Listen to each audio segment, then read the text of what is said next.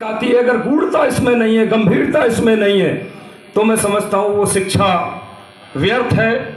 और आज जिस प्रकार से देश बन रहा है ये आप सब लोग देख रहे हैं। और एक समय हुआ करता था कि हमारे हिंदुस्तान में कौटिल्य जैसा गुरु हमने पाया और उसने इस देश को किस प्रकार से चलाना है और अपने शिष्य को सिंहासीन करके इस देश को एक प्रोग्रेसिव रास्ता दिखाया। शिक्षक वो नहीं जो सिर्फ स्कूल में पढ़ाता है, शिक्षक वो होता है जो इस देश को, इस घर को, इस विद्यालय को, इस समाज को एक रास्ता देता है। और बहुत से उदाहरण ऐसे रहे जिन्होंने इस समाज को रास्ता दिया है, हमारे गुरुजनों ने। और आज के शिक्षकों से भी मेरी यही अपील है कि इस देश को जिस प्रकार से ये धरातल में जा रहा है, अगर शिक्षकगण इसको ठीक तरीके से समझ लें तो ये गर्त में जाने से बच सकता है। उनका जो दायित्व है वो आज के संदर्भ में बहुत ज्यादा है और अगर वो इस गंभीरता को समझ लेंगे तो शायद ये बच सकता है। हिंदुस्तान एक ऐसा मुल्क है जिस मुल्क के अंदर संसाधनों की कोई कमी नहीं है। हर प्रकार का जो संसाधन है वो इस हिंदुस्तान में मौजूद है। आप भौगोलिक रूप से बहुत मजबूत हैं। पूरी दुनिया के अंदर आपका जो भी व्यक्ति, जो भी नागरिक इस हिंदुस्तान का है वो अपने आप में समर्पित है इस हिंदुस्तान को। लेकिन फिर भी आप यूरोपियन कंट्री के सामने हाथ फैलाए खड़े रहते हैं। इसके पीछे कुछ कारण है, क्योंकि अगर हम ठीक तरीके से शिक्षा को समझ लेंगे, शिक्षक अपने दायित्व को समझ लेगा तो शायद इस प्रकार का नहीं होगा। इस प्रकार की जो व्यथा है, इस प्रकार की जो सिस्टम है ये नहीं होगा। और हम अच्छा करना चाहते हैं तो शिक्षक अच्छा समाज तैयार कर सकते हैं। उनके कंधों पर इसका दायित्व है।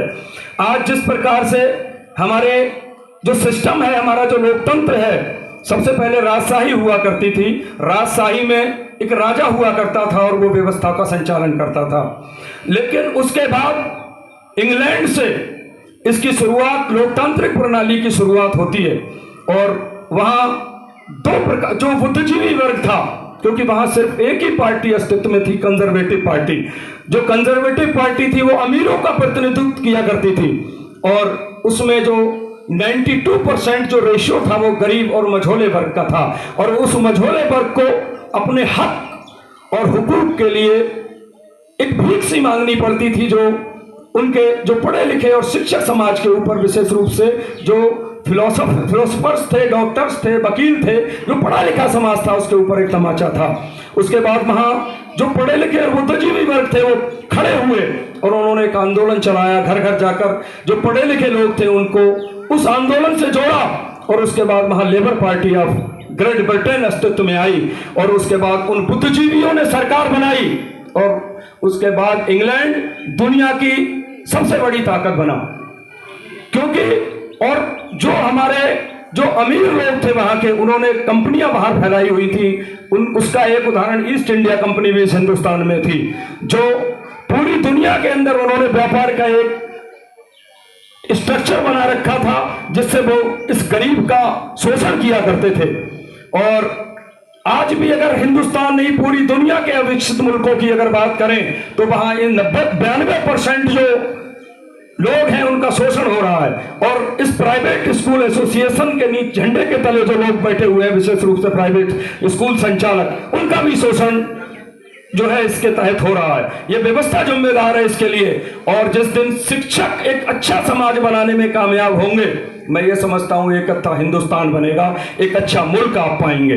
अभी एक सभा गाजियाबाद जिलाध्यक्ष जो है वो मेरे मित्र है बहुत अच्छे भाजपा के, तो वहां भ्रष्टाचार पर संगोष्ठी थी। वहां राजनाथ सिंह जी मौजूद थे, अरुण जेटली साहब मौजूद थे। तो वहां जिलाध्यक्ष जो नरेंद्र सिंह, उन्होंने मुझे भी आमंत्रित किया, बोले मैं अपने छोटे भाई को आमंत्रित करूंगा। तो वहां भ्रष्टाचार पर जो संगोष्ठी थी, उस भ्रष्टाचार की संगोष्ठी पर मैंने अरुण जेटली साहब से एक प्रश्न किया।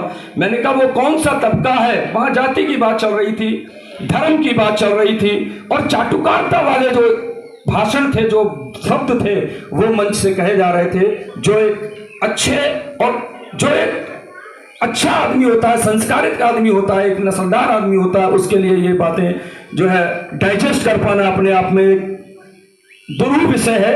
इसलिए मैंने मंच से उनसे पूछा, मैंने कहा बहुत अच्छा मौका है, आज अरुण जेटली जी बैठे हुए हैं, राजा हीरामणि सिंह जो विंध्याचल से हैं, इनके सारू होते हैं, राजनाथ सिंह के मेरे अच्छे मित्र हैं, वो भी वहां बैठे हुए थे। और मैंने उनसे कहा कि ये बताएं कि कौन सा तबका भ्रष्टाचार करता है और जो है उसको आप करें। और दूसरा, मैं अपने नेताओं के लिए जोरदार तालियों की मांग करता हूं, क्योंकि इन्होंने आज तक वो केमिस्ट्री इजाद की है जो पूरी दुनिया के अंदर किसी ने नहीं की।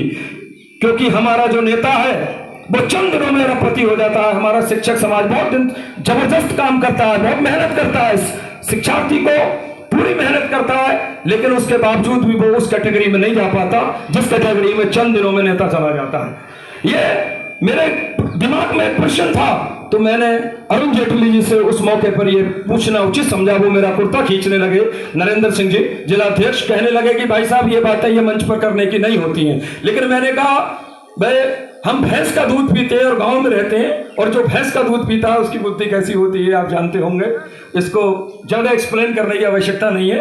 तो मैंने उनसे ये पूछा, उसके बाद उन्होंने बाद में मुझसे कहा कि बहुत जोर से आपने इस मंच के माध्यम से तमाचा मारा है। तो मैंने कहा ये तमाचा मारने का विषय नहीं है, आप उसको बताएं। वो उसको साइड कर गए, उन्होंने खुल के उस बात को नहीं बताया। मैंने कहा इस केमिस्ट्री को इस देश के नागरिकों को बताइए, ताकि इस हिंदुस्तान जो है विकासशील मुल्क से विकसित मुल्कों की श्रेणी में खड़ा हो जाए।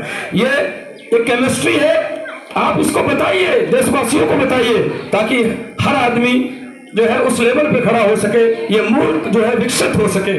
इसलिए इस देश को रियल में, वास्तव में अगर आप विकसित मुल्क बनाना चाहते हैं, तो ये शिक्षक जो समाज है हमारा, इसका दायित्व बहुत ज्यादा है, इसका दायित्व कम नहीं है। क्योंकि स्कूल की शिक्षा